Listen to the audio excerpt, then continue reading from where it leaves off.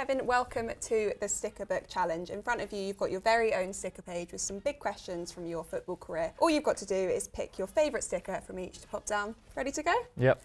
Okay, first up, you've got swap.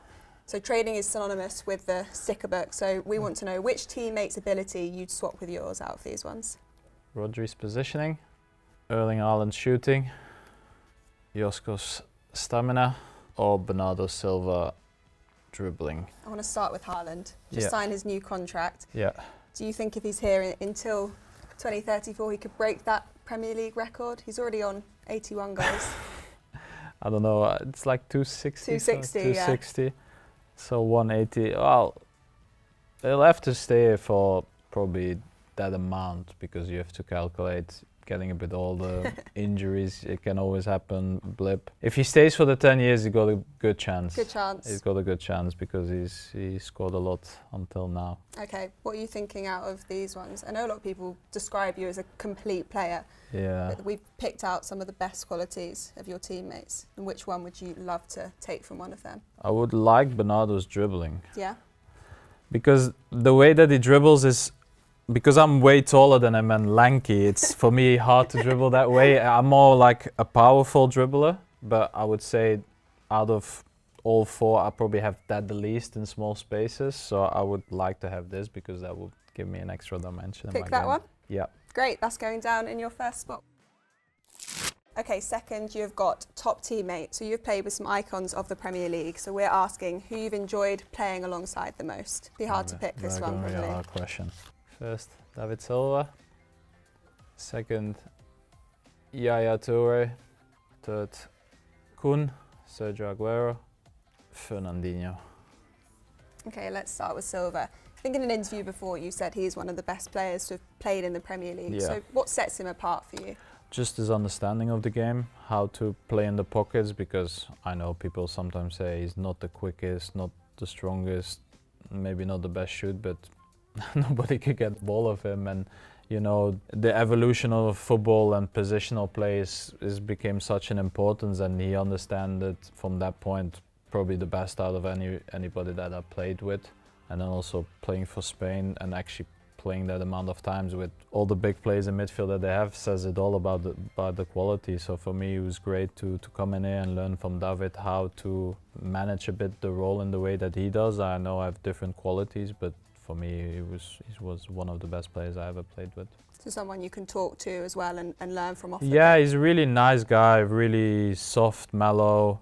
A little bit of a nasty streak sometimes that people don't know about, but I think you need it anyway to play at this level of football. But yeah, for me, he's probably the best player I've played with personally. He's the best one, you'd say? Yeah. Can we talk through these other three as well? Yeah, Yaya was unbelievable. I think unfortunately when I came, Yaya was probably nearing a bit the end. I think the first year he was still able to do a lot of things, but I've seen him a little bit less. But from probably if I would see Yaya maybe 10 years before and play with him, he could do everything, you know, technically being that good, strong, fast, with that height and the power is unbelievable. But I've not seen personally enough in comparison to David what Yaya can do, and that's unfortunate, to be honest. Aguero?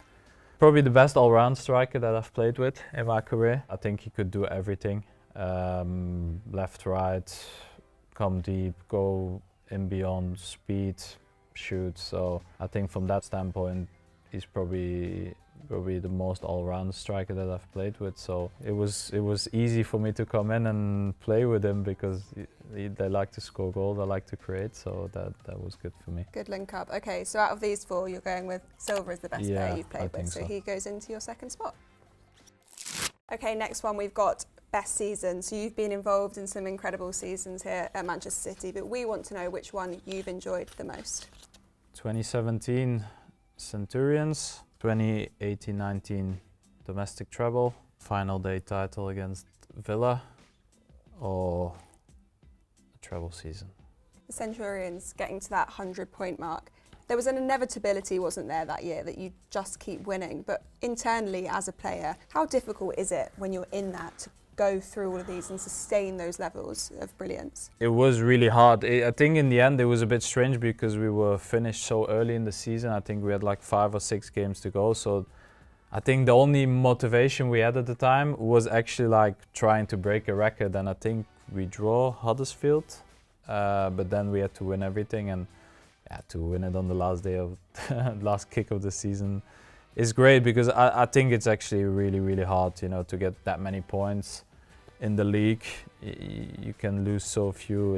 It was actually incredible. Was this one the game changer for you, getting that Champions League title that you've waited for so long for? It was something that I've missed, that the club missed in terms of silverware. I think we played many good games in the Champions League, but it was always like just not coming for us. And you know, in a competition, certain moments you have to be there, and sometimes we just missed it. It was a really big moment, you felt, for the club and for everybody around it to win that first one, because it changes a narrative, I would say. Probably helps when you've got a manager as well that's done it before at Barcelona.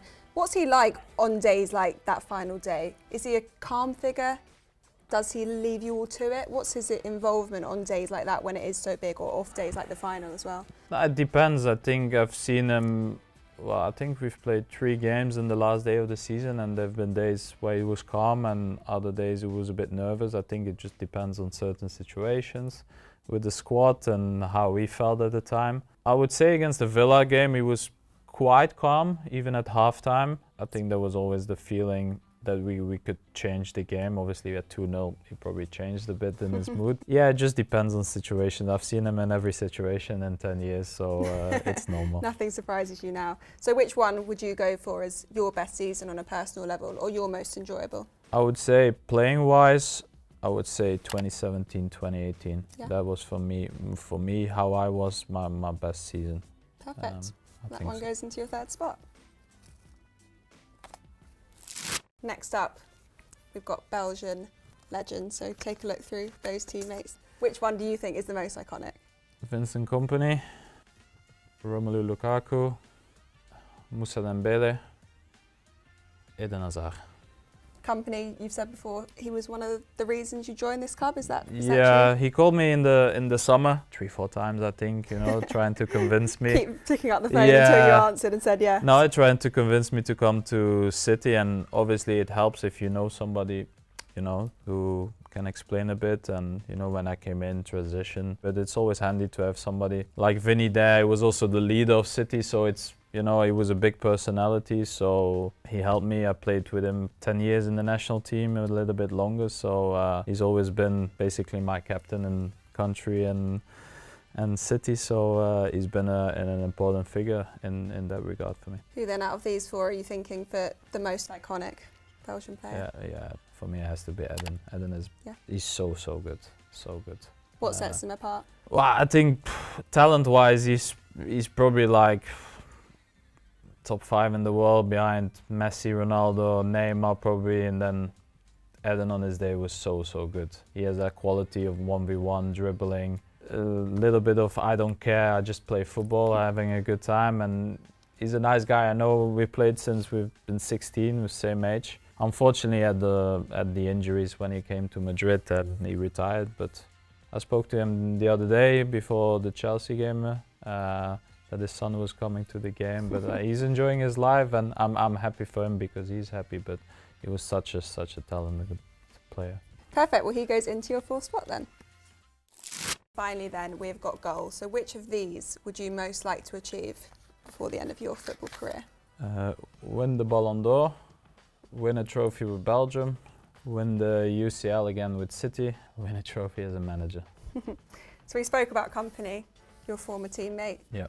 Going into management. Do you think about what life holds for you after your playing career? Is that a route for you that you'd like to take? Sometimes I start speaking with my wife and family a bit about it, thinking about future. I don't know really about a manager. I think the amount of hours they do is you know, it's not like before where you come in and do a job. It's like 13, 14 hours a day, every day for 365 days basically, and I don't know if I'm ready to do that directly after I've been playing for 16, 17, 18 years, having the same lifestyle again. So I've got my BNA license already that I've done, and I enjoyed it, but I don't know yet if I want to do that for the moment. So maybe one day, so we'll put that one to the side for Yeah. now. Okay, let's look at these three then. The individual awards, how much do they mean to you as a player? Where do they sit in terms of the team versus individual? It's nice to get awarded, but it doesn't really matter because I think as a player you understand what you have done, and in the end it's based on opinions from other people. So I don't know what the opinions are from other. I just want people to enjoy my football, and that's the only thing I can really do. Of course, if you win it, it's unbelievable, but it's not gonna change how I feel about what I've done or what I'm doing in my career. So it's all right. You know, I'm already happy to be recognized a lot of times and be in that elite group of players, you know, for a long time. So I'm very grateful and happy for that. Okay, so which of these then are you going for your ultimate career goal? No, I would love to win something with Belgium. Belgium, yeah. Yeah, we've been close a couple of times. You know, we've done well for, you know, such a small country. And when I started, we were really, really bad at the time, and we didn't play in tournaments even. So to manage all these tournaments, you know, to qualify for them, and then I think the World Cup 2018, we had a really good shot. But you know, you can lose 1-0 against France. That's possible. I think for the moment it's a bit harder, but we'll give it an outside shot. Perfect. That goes in your final spot. Finally, take that one out for us. Show us that one. Happy with the photo? There we go. That's all right. Look a bit older now, maybe from 10 years ago, but... Kevin, thank you so much for joining us You're today. Best of luck for the rest of the season. And that was the Sticker Book Challenge with Kevin De Bruyne.